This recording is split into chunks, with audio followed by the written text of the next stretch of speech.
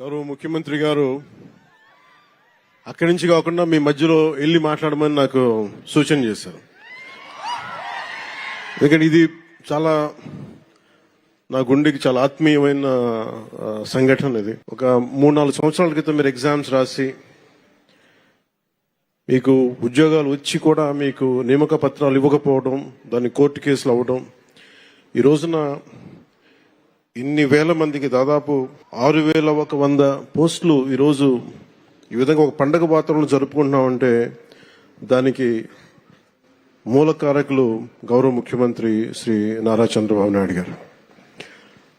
నేను మనస్ఫూర్తిగా వారికి కూటమి ప్రభుత్వం రావాలి అని ఎందుకు ఇంత తపన పడ్డాను అంటే, మీ బంగారు భవిష్యత్తు పాడవకూడదు.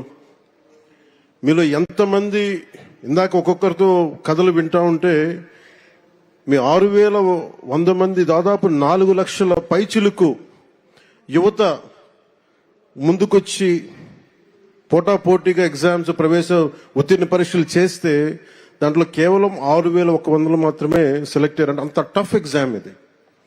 ఒక్కొక్కరు post graduation, BSc chemistry, MSc, MA, BSc computer science ఇవన్నీ చదువుకుని ఇంత చదువుకున్న వ్యక్తులు ఒక సమాజానికి రక్షణ ఇచ్చే ఒక కానిస్టేబుల్ ఉద్యోగానికి వచ్చినందుకు మీ అందరికీ పేరు పేరున హృదయపూర్వక ధన్యవాదాలు తెలుపుకుంటా ఉన్నాను. ఇది నాకు ప్రత్యేకించి మొన్న ఈ మధ్యన గౌరవ ముఖ్యమంత్రి గారి సూచనలతోటి ఆయన అసెంబ్లీలో మేము ప్రమాణ స్వీకారం చేసిన తర్వాత మొట్టమొదటి అసెంబ్లీలో మేము ఒక మాట ఇచ్చాం. ఆంధ్రప్రదేశ్ సుస్థిరత కోసం, యువత భవిష్యత్తు కోసం మేము నిలబడతామని. ఎక్కడా కూడా వ్యవస్థీకృతం అయిపోయింది అవినీతి అనేది. అలాంటి వ్యవస్థీకృతం అయిపోయిన అవినీతిని మేము చిత్తశుద్ధిగా దాన్ని లేకుండా చేస్తాం, ఒక ప్రయత్నం చేస్తా ఉన్నాం. దాంట్లో భాగంగానే ముఖ్యమంత్రి గారి దృష్టికి తీసుకెళ్లి పంచాయతీరాజ్లో దాదాపు 10,000 మంది పైచిలుక్కి ఒకేసారి మేము ప్రమోషన్స్ ఇవ్వడం జరిగింది. ఇది ముఖ్యమంత్రి గారి దార్శనికతకి, వారు పంచాయతీరాజ్ వ్యవస్థలో ఎలాంటి అవినీతి లేకుండా ముందుకు తీసుకెళ్లిన వారి సలహాలు, సూచనలే నేను 10,000 మందికి మేము ఒకేసారి ప్రమోషన్లు ఇవ్వడం జరిగింది. అదే కోవలో 6,000 మంది దాదాపు 4 నుంచి 5 సంవత్సరాలు అనుకుంటారు మీ అందరూ మీ ప్రవేశ పరీక్షలు రాసి నియామక పత్రాలు వచ్చిన తర్వాత ఇవ్వలేకపోయినందుకు ఒక 3.5 సంవత్సరాల విలువైన కాలం కోల్పోయారు అందరూ. ఆ కాలాన్ని ఎవరు తిరిగి తీసుకురాలేరు. డబ్బు తిరిగి రావచ్చు కానీ కాలం, ఎందుకంటే 6,000 మంది మీరు మాట్లాడుతూ ఉంటే ఒక్కొక్కరు ఇక్కడ కూర్చున్న 6,000 మంది మీ తల్లిదండ్రులు, ఒక్కొక్కరి కష్టాలు, ఎక్కడో అల్లూరు సీతారామరాజు జిల్లా నుంచి కావచ్చు, అనంతపురం జిల్లా నుంచి కావచ్చు, అలాగే మన ఉత్తరాంధ్ర శ్రీకాకుళం, విజయనగరం. నాకు నుంచి అదే అడుగుతున్నాను. మన హోంమంత్రి అనిత గారిని, సోదరు అనిత గారిని అడుగుతా ఉన్నా, ఎందుకు ఎక్కువ మంది శ్రీకాకుళం, ఉత్తరాంధ్ర ఎందుకు ఎక్కువ చెప్పలేదు, మిగతా జిల్లాల నుంచి రావట్లేదంటే, నాకు మిగతా జిల్లాలు మా గౌరవ ముఖ్యమంత్రి గారు కూడా చెప్తున్నారు, మిలిటరీకి సర్వీసెస్ కి ఎక్కువ మన ఉత్తరాంధ్ర జిల్లా నుంచి వస్తాయని చెప్పి. ఉత్తరాంధ్ర నాకు అనిపిస్తుంది, ఒకసారి భరతమాత గుడి కూడా అక్కడ ఉత్తరాంధ్రలో ఉంది. అంటే మీరు సమాజం కోసం ప్రకాశం, కాకినాడ, ఒక జిల్లా, అన్ని జిల్లాలు మనే, ఒక జిల్లా ఎక్కువ ఒక జిల్లా తక్కువ కాదు. కానీ సత్యసాయ ఏ జిల్లా ఎక్కువ కాదు, ఏ జిల్లా తక్కువ కాదు, అన్ని సమానం. గౌరవ ముఖ్యమంత్రి గారు ఎంత ప్రేమ లేకపోతే మీ సత్యసాయి జిల్లాకి ఎన్ని పరిశ్రమలు పట్టుకొచ్చారు, అలాగే ఎంత ప్రేమ లేకపోతే మన ప్రకాశం జిల్లాకి జేజేఎం పట్టుకొస్తారు. ఏ జిల్లా అక్కడ బాపట్ల అన్నా, గుంటూరు అర్బన్ అన్నారు, అనకాపల్లి, తిరుపతి, 1-2 ఇలాంటి పండగ వాతావరణం సందర్భంలో ఒక వ్యక్తి లోటు బలంగా తెలుస్తుంది. సోదరులు, గౌరవ మంత్రివర్యులు, ఐటీ మంత్రివర్యులు శ్రీ నారా లోకేష్ గారు లేని లోటు చాలా బలంగా తెలుస్తూ ఉంది. ఎందుకంటే ఇలాంటి ఒకేసారి ఇంతమందికి ఇవ్వాలి అని చెప్పి మెగా డిఎస్సి కూడా ఆయన ఆధ్వర్యంలోనే చేయటం, అదే తరహాలో ఇది కూడా ఇవ్వటం మనస్ఫూర్తిగా వారి ధన్యవాదాలు. వారికి నా మనస్ఫూర్తిగా నా అభినందనలు తెలియజేస్తూ, వారి లేని లోటు చాలా స్పష్టంగా ఉందని తెలియజేస్తూ మీ అందరికి కూడా, మీ అందరి తరపున వారికి నా ధన్యవాదాలు తెలుపుతా ఉన్నాను. అలాగే ఇందాక లోకి బాబురావు గారు మాట్లాడింది నాకు ఎంత కదిలించేస్తున్నాయంటే, మీ కథలు కుందరపు మణికంఠ గారు కావచ్చు, కసింశెట్టి అఖిల్ గారు కావచ్చు, కొమ్ము శిరీష గారు కావచ్చు, షేక్ గండ్లూరు హఫీజం గారు కావచ్చు, ఇట్లా 6,000 మందిని ఒక్కొక్కరిని మీరు ఎలా సెలెక్ట్ అయ్యారంటే ఒక్కొక్క కథ ఉంటుంది. నేను మా నాన్నగారిని చూసేవాడిని. నాకు ఊహ తెలిసేటప్పటికి మా నాన్న పెట్టి ఆఫీసర్, ఆయన ఒక కానిస్టేబుల్గా ప్రారంభమై, మా కోరిక ఏంటంటే మా నాన్న వచ్చిన ప్రతి ప్రమోషన్ మా ఇంట్లో పండుగ ఉండేది. ఎప్పుడు ఎస్ఐ అవుతారు, ఎప్పుడు ప్రిన్సిపల్ ఎస్ఐ అవుతారు, ఎప్పుడు సిఐ అవుతారు, ఎప్పుడు ఒక ఏఎస్ అసిస్టెంట్ ఎక్సైజ్ సూపరింటెండెంట్గా, ఇవన్నీ మేము వెయిట్ చేసేవాళ్ళం. ఎప్పటికప్పుడు ఎగ్జామ్స్ రాస్తూ ఉండేవాళ్ళం, డిపార్ట్మెంటల్ ఎగ్జామ్స్. సో మీకు డిపార్ట్మెంటల్ ఎగ్జామ్స్ ఉంటాయి అంటే మీ చదువు కానీ మీ లెర్నింగ్ కానీ ఎప్పటికీ అవ్వదు. It's an on going learning process.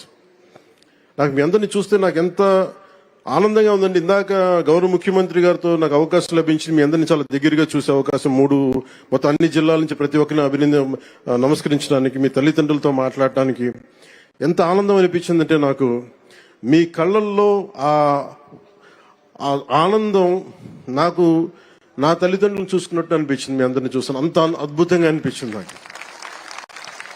ఇక్కడ ఎంత కదిలించేసిందంటే ఒక్కొక్కరి కథలు. అలాగే గౌరవ ముఖ్యమంత్రి గారు నాకు ఆదేశం ఇచ్చారు ఇందాక, లాకే బాబురావు గారి ఇంటికి, మన గ్రామానికి రోడ్లు లేవు, మీరు ఖచ్చితంగా దాన్ని చేయాలంటే గౌరవ ముఖ్యమంత్రి గారికి నేను ఈరోజు సభాముఖంగా మాటిస్తున్నాను. వెంటనే దానికి రోడ్లు వారికి వేసే కార్యక్రమాన్ని శాఖకు నేను తెలియజేస్తాను.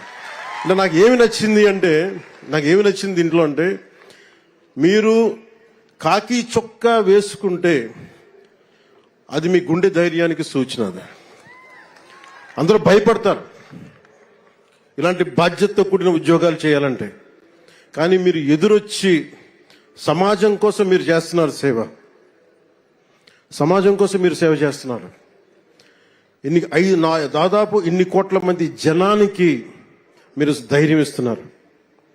అలాగే నేను మేడం అనిత గారికి కూడా చెప్తా ఉన్నాను, మీకు విధి నిర్వహణలో మీ మీద చిన్నపాటి కించపరిచిన మీ ఉన్నతాధికారులు మీకు అండగా ఉండాలని మనస్ఫూర్తిగా నేను కోరుకుంటున్నాను. ఎందుకంటే ఒక కానిస్టేబుల్ అనే ఒక పదం మీద ఎవరన్నా సరే గొంతెత్తుదామంటే, ఈరోజు మీ అందరి కథలు ఏమి అర్థమైనాయి అంటే, 5 కోట్ల మంది ప్రజలకి, దేశ ప్రజలకి ఒక ఉద్యోగం కోసం మేము ఎంత తపన పడతాం, ఎంత కష్టపడతాం. కేవలం 2 ఆడపిల్లలనే పెట్టుకొని ఒక వెనకబడ్డ కులాల నుంచి వచ్చిన ఎంత కష్టపడతాం, ఇది ప్రజలకి తెలియచేయడం చాలా చాలా చాలా అవసరం. చాలా ఉత్తేజాన్ని ఇచ్చారు మీరు, చాలా ఆనందాన్ని ఇచ్చారు. 2022లో కానిస్టేబుల్ ఉద్యోగాలు భర్తీ చేస్తూ ఉంటూ ఆర్భాటంగా నోటిఫికేషన్ ఇచ్చారు. కేసుల రూపంలో న్యాయపరమైన చిక్కులు ఎదురైతే పట్టించుకోకుండా వదిలేశారు. ఉద్యోగ నియామకాలకు ఉన్న అడ్డంకులను తొలగించడం ఎలా అని కనీస ఆలోచన కూడా చేయలేదు. అర్హత ఉన్న మీరెంత కష్టపడి ఇంట్లో ఇన్ని కన్నీళ్లు కష్టాల మధ్య మీరు కష్టపడి వచ్చిన తర్వాత కూడా అర్హత ఉన్న ఉద్యోగాల కోసం మీరంతా ఏళ్ల తరబడి వేచి చూసేలా చేశారు. మీరు కోల్పోయిన 3 ఏళ్ల కాలం మేము తిరిగి ఇవ్వలేం, కానీ గౌరవ ముఖ్యమంత్రి గారు మీకు భరోసా ఇచ్చారు. ఈ రోజున కార్యక్రమం గౌరవ హోంమంత్రి గారి అనిత గారి ఆధ్వర్యంలో మేము ఉన్నాం. గత ప్రభుత్వంలో జరిగిన నష్టానికి మేము తిరిగి మీ కాలాన్ని తీసుకురాలేం, కానీ మేము మీకు అండగా ఉంటామని చెప్పి చాలా పెద్ద మనసుతోటి పండగ వాతావరణంలో చేయించిన గౌరవ ముఖ్యమంత్రి మన నారా చంద్రబాబు నాయుడు గారికి మనస్ఫూర్తిగా నా ధన్యవాదాలు తెలియజేస్తాను. కూటమి ప్రభుత్వం అధికారంలోకి వచ్చిన వెంటనే కానిస్టేబుల్ నియామకాల ప్రక్రియ తక్షణం పూర్తి చేయాలని సంకల్పించింది. ఒక దృఢ సంకల్పంతో ఇందాక గౌరవ ముఖ్యమంత్రి గారు చెప్పినట్టుగా న్యాయపరమైన చిక్కులు తొలగించే పనిని చేపట్టింది. మీ నియామకానికి చట్టపరంగా ఎలాంటి ఇబ్బందులు లేకుండా చేసిన తర్వాతే అన్ని రకాల పరీక్షలు పూర్తి చేశారు. ఒకే రోజున ఒకేసారి ఇంతమందికి నియామక పత్రాలు అందజేయగలుగుతున్నారంటే ఇది గౌరవ ముఖ్యమంత్రి గారి దార్శనికతకి, సోదరి హోంమంత్రి అనిత గారి పట్టుదలకి, ఇది కూటమి ప్రభుత్వ నిబద్ధతకి నిదర్శనమే. 6,100 పోస్టులకి నోటిఫికేషన్ ఇస్తే 6,014 మంది ఎంపిక కాగా 5,757 మంది ఫిట్నెస్ పరీక్షలు దాటి శిక్షణకి అర్హత సాధించారు. అందులో 1,062 మంది మహిళలు కూడా ఉండడం చాలా చాలా ఆనందంగా ఉంది. సో ముఖ్యంగా మహిళా క్యాడెట్స్ అందరికీ కూడా నా ప్రత్యేక ధన్యవాదాలు. మీరు ఈరోజు ఎంత ధైర్యం ఇచ్చారంటే అసలు మీ అందరిని ప్రత్యేక సన్మానం చేయాలి. మీ అందరికీ, మీ ఇంట్లో మీ తల్లిదండ్రులకి, మన రాష్ట్ర ప్రజలకు ఎంత ఉత్సాహం ఇచ్చారంటే ఒక్కొక్కరు ఒక ఝాన్సీ రాణుల్లో ఉన్నారు. మీరు అందరూ మాట్లాడుతూ ఉన్నారు. ఈసారి కానిస్టేబుల్ పోస్టులకి ఎంపికైన వారిలో 4,051 మంది, సుమారు 67% మంది ఉన్నత విద్య అభ్యసించిన వారు ఉన్నారు. 810 మంది బీటెక్, ఎంటెక్, బీసీఏ వంటి సాంకేతిక కోర్సులు పూర్తి చేస్తే 2,094 మంది గ్రాడ్యుయేషన్ పూర్తి చేశారు. 314 మంది పీజీ, ప్రొఫెషనల్ కోర్సులు పూర్తి చేసి కానిస్టేబుల్గా ఎంపికయ్యారు. మీ చదువు సమాజానికి ఉపయోగపడాలి. మీ సాంకేతిక నైపుణ్యం సైబర్ నేరాలను అరికట్టడానికి ఉపయోగపడాలి. ఈ నెల 22వ తేదీ నుండి సుమారు 9 నెలల పాటు మీకు నేరాల నియంత్రణ, అంతర్గత భద్రత, cyber securities, state of art technology తదితర అంశాల్లో శిక్షణ ఇస్తారు. రాష్ట్రంలో ఈ మధ్యకాలంలో కొన్ని ప్రత్యేక తీవ్రవాద జాడలు బయటకు వస్తూ ఉన్నాయి. వాటి మీద కూడా మీరు ఒక దృష్టి పెట్టాలి. గత ప్రభుత్వ హయాంలో క్రికెట్ బెట్టింగ్, గంజాయి, డ్రగ్స్ వాడకం గ్రామ స్థాయికి చేరిపోయింది. ఇది సైబర్ మోసాలు విపరీతం అయిపోయాయి. ఈ మోసాలకి అమాయకులు బలవుతూ స్టేషన్ల చుట్టూ తిరుగుతూ ఉన్నారు. ఇలాంటి సంఘటిత నేరాల నియంత్రణపై దృష్టి సారించాలి.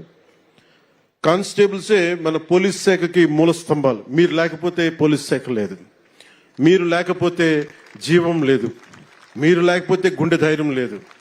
చాలా మంది ఉన్నతాధికారులు నాతో మాట్లాడుతూ, ముఖ్యంగా గ్రే హౌండ్స్ కానీ మీద యంగ్ కానిస్టేబుల్స్ చూసి చాలా మంది ఉన్నతాధికారులు కొన్ని సంవత్సరాలు నేను చెప్తా ఉంటారు, వాళ్ళని చూస్తే మా కష్టాలన్నీ మర్చిపోతాం, ఒకసారి వాళ్ళు మాకు ధైర్యం ఇస్తారని చెప్పి సందర్భాలు నేను చాలాసార్లు విన్నాను. సో కానిస్టేబుల్ ఉద్యోగం పోలీస్ శాఖకి మూల స్తంభం లాంటిది. సో నా తండ్రి కూడా కానిస్టేబుల్ గానే ఉద్యోగ జీవితాన్ని ప్రారంభించారు. పనిలో నిబద్ధతతో పాటు ఎదగాలన్న కాంక్ష ఆయనలో చాలా బలంగా ఉండేవి. కానిస్టేబుల్ నుంచి ప్రమోషన్స్ తెచ్చుకొని ఒక పోలీస్ అధికారి, ఒక ఏఎస్ఐగా స్థాయికి వచ్చారు. ఆ కానిస్టేబుల్ ఉద్యోగంతోనే మా అందరికీ ఒక జీవితం ఇచ్చారు, మమ్మల్ని చదివించారు. విలువలతో నిండిన ఆయన ప్రస్థానం నుంచి మేము స్ఫూర్తి పొందాం. సో మనకి ఇంత ఇచ్చిన సమాజానికి మేమేం తిరిగి ఇవ్వాలన్న ఆలోచనే నా ప్రభావం ఉంది. వారి ప్రభావంతో ఈ రోజున మేము ఏదైనా నిలబడగలుగుతున్నాం, ప్రజలకు ఏదైనా చేయగలుగుతున్నానంటే మీరు గుర్తుపెట్టుకోండి, మీలాగే మా నాన్నగారు కూడా ఒక కానిస్టేబుల్ నుంచి జీవితాన్ని ప్రారంభించి ఆయన స్ఫూర్తే నాకు ఈ రోజు మీ ముందుండే అవకాశాన్ని ఇచ్చింది. సో మీలో ఒకటిగానే నేను మాట్లాడుతున్నాను. మీరు ప్రజలకి అండగా ఉండండి, మీకు ప్రభుత్వం అండగా ఉంటుంది. పోలీసు ఉద్యోగం ఎంతో బాధ్యతతో కూడిన ఉద్యోగం. సమాజం పట్ల బాధ్యత, ప్రజలకి సేవ చేయాలన్న బలమైన కాంక్ష ఉన్నవారు మాత్రమే ఈ ఉద్యోగానికి వస్తారు. పోలీసు విధుల్లో క్రమశిక్షణ, నైతిక విలువలు, ప్రజల పట్ల సేవాభావం ముఖ్యం. ప్రజలకు ఎలాంటి ఇబ్బందులు కలిగినా, వారి హక్కులకు భంగం వాటిల్లిన అన్యాయం జరిగిన మొదటి గుర్తొచ్చేది పోలీస్ శాఖ. ఇందాక అనిత గారు చెప్తా, ఒక కానిస్టేబుల్ ఒక కాకి డ్రెస్ కనిపిస్తే ఒక లేని ధైర్యం వస్తుంది ప్రజలకి. సో మీరు వేసుకున్న కాకి సమాజానికి రక్షణ కవచం లాంటిది. సో అందుకని మీరు మీ కాకి దాన్ని ఎక్కడా కూడా దాన్ని తగ్గించకండి. అందుకని దాన్ని దయచేసి దృష్టిలో పెట్టుకొని మీ కాకి ఈ సమాజానికి ఒక రక్షణ కవచం, దాని గౌరవాన్ని నిలబెట్టాలని మనస్ఫూర్తిగా నేను ఆకాంక్షిస్తున్నాను.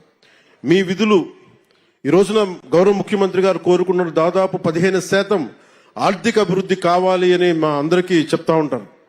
వారు చెప్పేది కూడా శాంతి భద్రతలు బాగుంటేనే దేశాభివృద్ధి బాగుంటుంది, రాష్ట్రాభివృద్ధి బాగుంటుంది, రాష్ట్రం ఆర్థిక అభివృద్ధి చాలా బలంగా ఉంటుంది.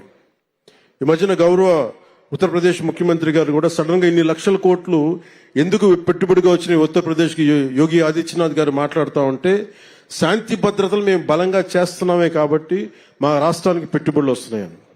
అదే మాకు గౌరవ ముఖ్యమంత్రి గారు కూడా బలంగా సూచనలు ఇస్తా ఉన్నారు. శాంతి భద్రతలను ముందుకు తీసుకెళ్లాలంటే మీరు ఇందాక చెప్పినట్టు మీరే స్తంభాలు, మూల స్తంభాలు. అందుకని రాష్ట్ర బడ్జెట్ కూడా, రాష్ట్ర ఆర్థికాభివృద్ధికి కూడా మీరే ఒకలాగా పిల్లర్స్ అవుతారు. ఎందుకంటే మీరు శాంతి భద్రతలను కనుక మీరు సరిగ్గా పర్యవేక్షించగలిగితే ఈ రాష్ట్ర అభివృద్ధిలో మీరు కూడా చాలా కీలకమైన భాగస్వాములు అవుతారు. నేను ఈ సందర్భంలో మీ దృష్టికి తీసుకొస్తా ఉన్నాను. అలాగే కొన్నిసార్లు పోలీస్ స్టేషన్కి వెళ్తే నాకు న్యాయం జరుగుద్ది అన్న ఒక ఆకాంక్ష అందరికీ ఉంటుంది. ఒకసారి అది కొన్ని సందర్భాల్లో కొంతమంది వ్యక్తులు వ్యక్తిగత ప్రవర్తన కొన్నిసార్లు చెడ్డ పేరు వస్తుంటాయి.